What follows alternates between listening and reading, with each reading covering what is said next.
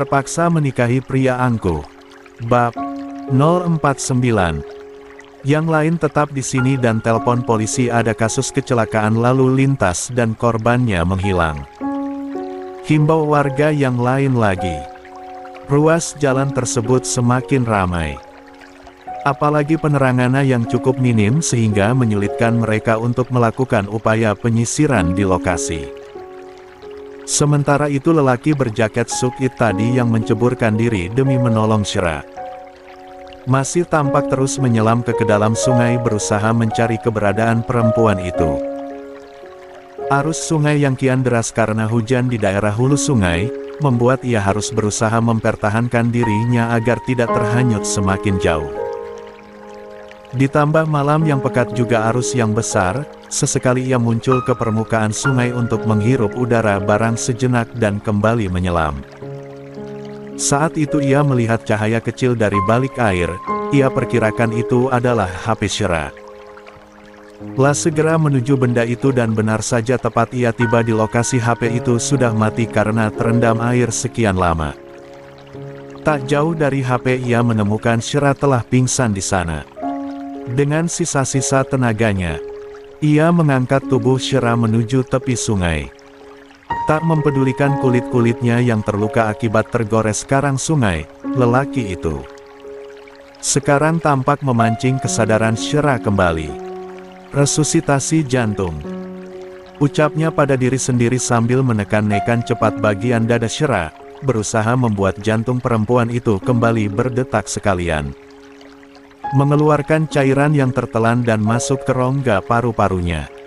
"Please lo harus sadar kembali," ucapnya sambil terus memberikan pertolongan. Pertama pada Syera. Lelaki itu tampak melayangkan pandangannya ke arah bibir Syera yang pucat terkatup itu, nafas buatan, untuk memasukkan udara ke saluran tracheanya, pikir lelaki itu. Lah membuka dengan hati-hati mulut Syera dan mulai meniupkan udara ke dalam rongga pernafasan perempuan itu, hingga lebih dari 7 kali. Dan Syera seketika dapat bernafas kembali sambil terbatuk mengeluarkan air yang tadi tertelan olehnya. "Syukurlah akhirnya lo selamat," ucapnya panik sekaligus bersyukur, refleks ia memeluk perempuan yang masih lemah ini. "KETEMUU. Ada orang di sini, 2 orang selamati," teriak salah satu warga yang menyorotkan lampu senter ke arah mereka berdua. "Mereka tenggelam?" tanya yang lain menyusul di belakangnya. "Iya tapi berhasil menepi, ayo kita bawa ke rumah sakit terdekat," seru yang lain. "Kenapa lo nolong gue?" Ucapan Syera ini membuat para warga yang telah mengerumuni mereka itu jadi tertegun. "Kenapa lo nggak biarin gue mati?" tanya Syera memukul-mukul lengan lelaki itu. "Gue hamil bego. Dan gue nggak tahu harus gimana. Jadi biarin gue mati," teriak Syera begitu frustasi. "Ceweknya hamil," bisik warga. "Biarin gue mati," ulangnya lagi. "Masih tanggung jawab kamu. Nikahin ceweknya. Jangan mau enaknya DOANK," sembur warga menatap lelaki itu dengan tatapan tajamnya. Lah langsung panik ketika warga mulai mengintimidasinya. "Bubukan saya pak, yang bikin dia hamil," kelitnya berusaha menjelaskan. "Giring ke kantor polisi pak, kita laporin kasus ini," sahut warga yang lain. "Polisi udah datang di lokasi kecelakaan tadi, kita serahkan mereka berdua ke petugas," lanjut yang lain. Lelaki itu mengacak rambutnya yang basah karena air tadi dengan sangat frustasi. Sementara Syera kembali pingsan karena menggigil akibat hipotermia. Sementara itu di unitnya, Dirga bersama Fai sedang kedatangan kedua orang tua mereka untuk mengecek kondisi Fai. "Dirga, kalau Fai lagi butuh apa-apa diusahakan dapat ya, kasihan, demi anak kalian," nasihat sang mama. "Lia ma, Dirga ngerti. Kamu sehat-sehat saja kan sayang?" tanya sang mertua pada perempuan itu. Alhamdulillah Ma, cuma kemarin sempat lemes seharian, ternyata tensi Fai rendah. Banget. Itu karena dia begadang Ma, nonton drama, tuh liatin aktor-aktor ganteng katanya. Gerutu Dirga terlihat cemburu. Fai hanya tersenyum salah tingkah di hadapan mama mertuanya. Tidak apa-apa buat hiburan tapi jangan sampai begadang juga, nggak baik, janin kalian juga perlu diajak istirahat, kata wanita paruh baya tadi. Tuh dengerin, kalau Dirga yang bilangin dia ngatain cemburu Ma, sahut Dirga. Tapi emang cemburu kan? Goda mamanya. Apaan? Ya enggak lah. Masa cemburu sama begituan doang? Ini sayang, Mama bawain kacang almond buat kamu cemilin ya, kata Mama Dirga. Menyodorkan satu toples kacang almond ke hadapan Fai. Buat apa Ma? Fai tapi tidak suka kacang, ucapnya. Demi anak kamu ini Fai, biar nanti ASI kamu lancar, kata sang mama lagi. Oh begitu, baik Ma, kata Fai kikuk. Nanti kalau udah habis Mama belikan lagi ya, ucapnya mengusap lembut puncak kepala Fai. Habisin tuh aku awasin ya, tukas Dirga. Sama biar kamu nggak mual-mual lagi, imbuhnya. Ilya Ma, makasih. Fai menatap setoples kacang almond tadi dengan tatapan nanarnya. Ia tidak suka kacang dan kali ini harus makan kacang itu semua demi anak mereka. Sarah tampak duduk menghadap kaca luas di unit apartemennya. Memandang jauh ke langit matam yang bertabur bintang ini, ia mengalihkan tatapannya menuju ke area ruas-ruas jalan di bawah sana yang tampak berkelip karena lampu-lampu kendaraan yang hilir mudik. Dari berbagai arah. Saka lama amat sih, gumamnya. La menoleh ke arah jam dinding yang tergantung di dekat ranjangnya. Jam menunjukkan pukul 11 malam, namun lelaki itu yang tadi pamitan untuk pergi membeli martabak, tak kunjung balik juga. Sarah mengambil HP-nya berusaha menghubungi nomor Saka, tidak tersambung. Tapi, di saat yang sama ia mendengar dortok berbunyi. Itu pasti dia, ucapnya bersemangat, sambil menjalankan kursi rodanya menuju ruang tengah untuk menyambut kedatangan Sebingun. Cindy tampak sibuk memilih baju untuk audisinya besok pagi. Gadis itu terlihat bingung. Menentukan pilihannya dia dua dress antara warna peach atau dusty pink. Ia sibuk fitting berkali-kali. Ah tidak, ada jerawat kecil di pipi, pasti ini akan mengganggu penampilanku besok, keluhnya sambil berusaha memencet benjolan kecil di pipinya itu. Nervous banget besok gimana ya? Jurinya, ada yang ketus nggak ya? Gumamnya sendiri. Atau aku pakai baju yang lain aja, warna-warna ini bikin kulitku semakin terlihat pucat, lanjutnya lagi. Sambil tangannya sibuk mengambil baju-baju lagi dari dalam lemari. Saat ia tengah sibuk memilih baju, ia dikejutkan oleh nada dering HP-nya sendiri. La melihat ada nomor tidak dikenal sedang menelponnya. Siapa ini? Diangkat tidak ya, gumamnya lagi. Halo, selamat malam. Sapa Cindy dalam teleponnya. Selamat malam, saudari Cindy Haruka. Tanya seseorang dari seberang sana, terdengar. Nada suaranya seperti seorang wanita. Lia saya sendiri, ada apa ya? Tanyanya. Saya dari WB Agency, ingin menyampaikan jika besok dress code untuk audisi agar mengenakan pakaian yang sedikit terbuka ya, untuk penilaian dewan juri. Oh begitu, baik Kak terima kasih ya informasinya, ucapnya manggut-manggut dengan polosnya. Begitu telepon ditutup, Cindy segera mencari lagi baju di dalam lemarinya untuk ia kenakan besok. Baju sedikit terbuka tuh pasti yang dimaksud kayak gini, ucap Cindy sambil mengambil gaun bergaya Eskimo miliknya. Hadiah ulang tahunnya dari sang mama. Dress berwarna abu kecoklatan terusan, dengan bolero berkancing depan itu ia amati lekat-lekat. Nah terus maksudnya sedikit terbuka itu, kancingnya ini dibuka sedikit. Pasti gitu, ucap Cindy tersenyum sambil menyimpan baju itu ke belakang pintu untuk ia kenakan besok. Di sisi lain dari sang penelpon, seorang lelaki tampak menaikkan kakinya ke depan meja di kamarnya. La tampak mematikan aplikasi voice changer atau aplikasi pengubah suara itu dari perangkat komputernya.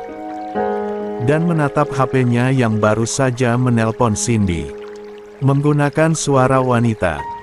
"Irgi, besok akan hancur loh, Cindy akan gue kuasain," ucapnya tersenyum sinis.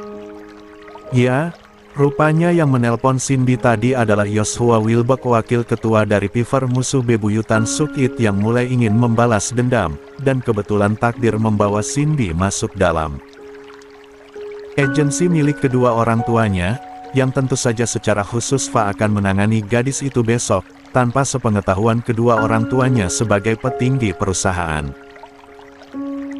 Dan polosnya Cindy tidak tahu, jika tidak ada perusahaan manapun yang beroperasi di luar jam kerja seperti ini, seluruh staf HRD atau minimal staf VO sudah pulang dari jam 5 sore dan ini sudah hampir jam setengah 12 malam. Tidak mungkin perusahaan akan menghubungi calon peserta audisi secara pribadi kecuali itu hanyalah rekayasa.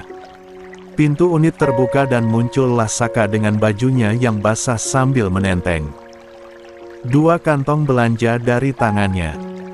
Lelaki itu tampak melepaskan jaket basah dan juga sepatunya di lorong depan menuju ruang utama, begitu menyadari kemunculan Sarah. "Belum tidur?"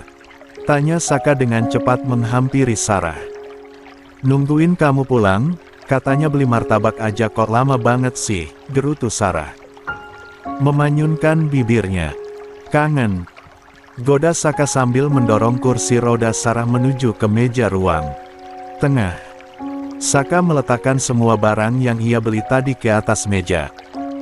"Lia, jadi aku tadi tuh lama, karena beli air freshener dulu buat di mobil. Katanya kamu suka enek akhir-akhir ini, makanya aku ganti aromanya," jawab Saka sambil mengeluarkan puluhan kemasan jenis air freshener dari dalam kantong. "Banyak banget Saka," kata Sarah menatap barang-barang itu di atas meja.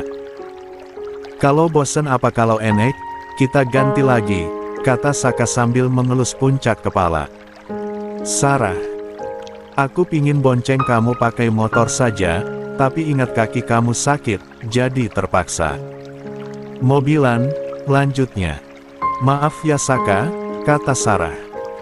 "Sabar dulu, sayang, nanti pasti sembuh, kamu juga jangan terlalu memaksakan diri. Buat latihan fisik," pesan Saka. Sarah tampak mengangguk. "Ya udah ayo kita tidur," ajaknya. Di kamar, Sarah tampak diselimuti oleh Saka, ia lantas mengganti bajunya mematikan lampu utama dan segera menyusul Sarah rebahan di sisinya. Namun Saka tak kunjung tertidur juga, pikirannya masih tertuju pada insiden sebelumnya. 1 jam sebelumnya, Saka yang sedang melintas di ruas jalan kampung usai membeli martabak pesanan Sarah, ia melihat ramai-ramai warga berkumpul di sisi jalan tak jauh dari pagar jembatan. La menepikan motornya untuk melihat apa yang terjadi, namun matanya membulat sempurna begitu melihat ada motor yang tidak asing baginya itu, ringsek menabrak tiang lampu dan pembatas jalan, belum lagi ia melihat helm dan jaket berlogo Sukit itu. "Logo Sukit. Gue pasti kenal sama dia," gumam Saka segera turun dari motornya. "Pak, ada apa ini?" tanya Saka cemas. "Itu, ada yang kecelakaan, terus korbannya terjun ke sungai," jawab salah satu warga. "Terjun ke sungai?" ulang Saka tidak percaya. "Lia, kita semua sudah melihat dari tayangan CCTV di pos jaga depan sana, pengguna motor ini menghindari cewek yang tiba-tiba nyebrang, terus motornya malah nabrak kayak gitu, dari CCTV pula kita melihat pengguna motor dan cewek itu seperti bertengkar, tiba-tiba ceweknya melompat ke sungai ini, kemudian yang cowok pengguna motor ini ikutan nyebur. Juga mungkin mau selamatin dia kayaknya, terang warga. Saka terdiam, ia menatap derasnya arus sungai di bawah jembatan ini. Siapa anggota gue yang terjun ke sana? Pikir Saka sambil menatap jaket berlogo Sukit di tangan salah satu warga itu. Tiba-tiba ia kepikiran sesuatu, Saka menghampiri warga yang membawa jaket itu. Pak, izinkan saya memeriksa saku jaket itu. Saya mungkin kenal dengan pemiliknya, ucap Saka. Lihat, saya juga mengenakan jaket dengan logo yang sama dengannya, tunjuk Saka. Pada logo Sharp Eagle lambang Sukit di jaketnya sendiri. Oh iya, kalian teman satu kumpulan? Tanya warga cepat menyerahkan jaket itu pada Saka. Iya Pak. Saka segera memeriksa jaket tersebut. Ia sangat terkejut dibuatnya. Begitu melihat kartu pelajar di dalam dompet tersebut, tertulis nama Robert Delano di sana. Robert, gumamnya lirih. Dia teman saya Pak, gimana kondisinya, apa sudah ada yang menelpon tim SAR untuk menyisir sungai? Tanya Saka cepat. Sudah, ini hampir 1 jam pencarian, mungkin mereka segera ditemukan, jawab warga. Mereka sudah ditemukan, teriak warga dari arah bawah. Saka bergegas menuju ke arah mereka. Robert, Shera, ucap Saka. Begitu melihat kedua orang yang dikenalnya ini tengah dibawa oleh petugas dengan kondisi menggigil. Shera di dalam kondisi ditanduk karena keadaannya begitu lemah, dia baru saja pingsan. Katanya, Robert, lo nggak apa-apa? Tanya Saka segera menghampiri sang wakil dari gengnya ini. Nggak apa-apa, cuma luka ringan aja, jawabnya. Lo kok bisa ada di sini? Robert balik bertanya. Iya, gue kebetulan lewat tadi. Serius, lo nggak apa-apa? Gue teleponin nyokap bokap lo tadi. Begitu tahu itu lo, ujarnya. Oke, thanks ya Kak, ucapnya. Hati-hati, perempuan ini sedang hamil, ujar petugas saat akan menaikkan Tandu ke ambulans. Seketika Saka langsung menoleh ke arah Shera yang juga sedang menatapnya. Jadi benar apa yang dikatakan padanya di telepon waktu itu? Siapa yang menghamilimu nak? Tanya warga yang ikut turun dan pertama kali menemukan Shera dan Robert di bawah sana, yang sempat mendengar percakapan keduanya. Petugas menghentikan aksinya memindahkan Shera dari tanduk ke berangkar, karena Shera meminta untuk tidak masuk ke ambulans lebih dulu. Dial, tunjuk Shera mengarah ke Saka dengan begitu pasti. Sontak saja Robert dan Saka terkejut mendengarnya. Cewek gila, ucap Saka geram. Robert menoleh ke arah Saka. Ia percaya Saka sang ketuanya tidak mungkin seperti itu. Terlebih lagi ia tahu jika Saka telah hidup bersama Sarah saat ini. Yang mana? Tanya warga menoleh ke arah Robert dan Saka bergantian. Dial, tunjuk Sarah lagi ke arah Saka. Saya Pak pelakunya, sahut Robert menyelamatkan Saka, karena ia percaya Saka tidak mungkin melakukan itu. Dia tahu Shera menunjuk Saka karena ingin mendapatkan lelaki itu. Robert, lo nggak mungkin. Saka terkejut menoleh cepat ke arah sahabatnya ini. Biar gue yang selesaikan, lo pulang, Sarah pasti udah nungguin lo, kata Robert yang kedua tangannya seketika diborgol oleh petugas reskrim yang hadir. Ikut kami ke kantor, jalani pemeriksaan karena jika kamu tidak bertanggung jawab, akan kami kenakan pasal pemerkosaan, perintahnya sambil membawa Robert menuju mobil bersirin itu. Di saat yang sama, sebuah mobil mewah berhenti di lokasi dan kedua orang tua Robert turun dari sana. Anak saya kenapa Pak? Kenapa ditangkap? Tanya sang mama panik menanyai petugas.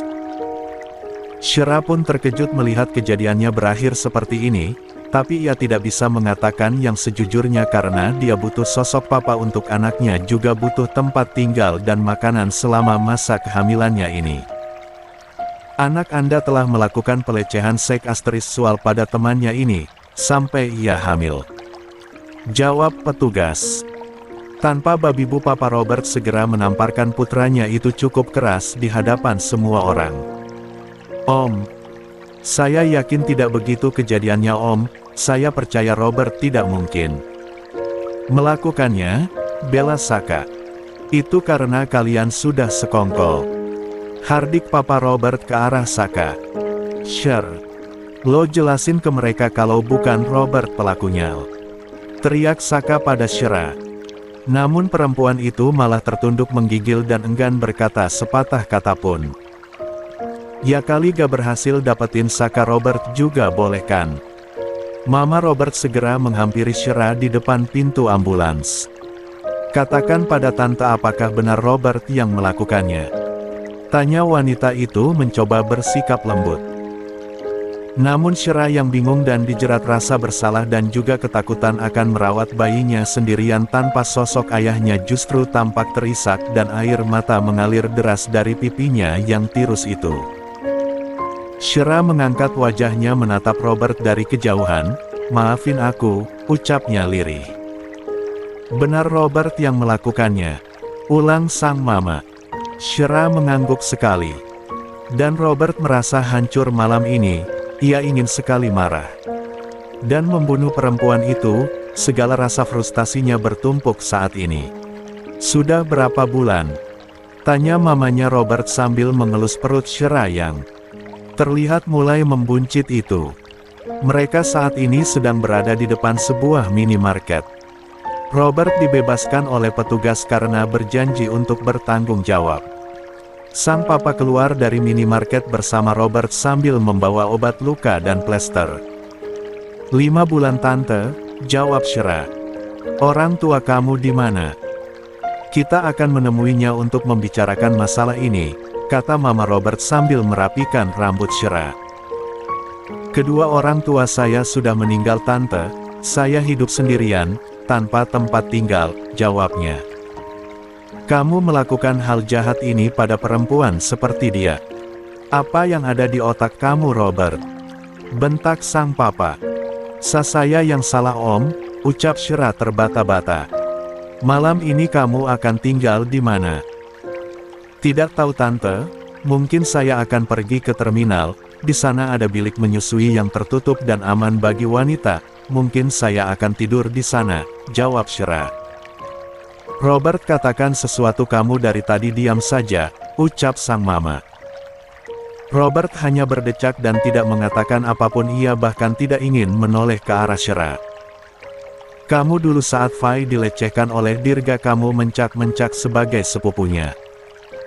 Ingin membantai lelaki itu, tapi kenapa saat kamu melakukan kesalahan padanya kamu diam saja? Tegur sang mama. Karena memang bukan Robert pelakunya, batin Robert frustasi.